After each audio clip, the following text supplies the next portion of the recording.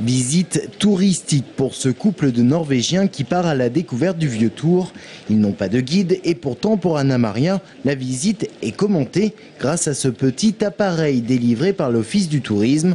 Avec son audio guide, elle en apprend un peu plus sur l'histoire de la rue Colbert. Vous remarquerez que les maisons sont étroites.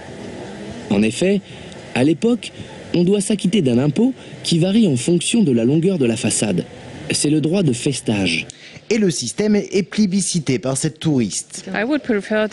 Je préfère l'audio guide. Vous le demandez quand vous voulez. Vous pouvez rentrer dans les magasins si vous voulez et reprendre la visite en sortant. Un avantage donc sur les visites en groupe ou sur les guides touristiques bien encombrants.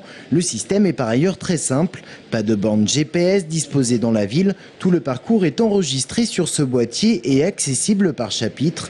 Le système propose également des archives vidéo, photos et même des interviews.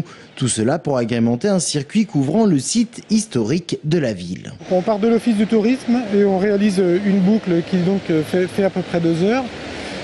Qui est séparé en 25 trajets que l'on retrouve sur l'audio guide. Au pont Wilson, on a une description de la Loire et du pont, mais également une archive vidéo qui nous montre l'événement de 1978. L'audio-visite fait donc voyager le touriste à travers l'histoire tourangelle, des temps gallo-romains à notre époque contemporaine. Et un effort particulier a été porté sur l'écriture pour rendre le parcours toujours plus attrayant.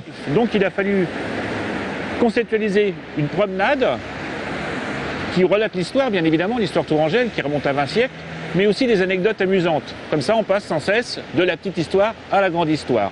Et ainsi, l'audio guide peut intéresser autant le touriste que le tourangeau. 5 €, c'est son prix et l'Office du tourisme en possède déjà une dizaine.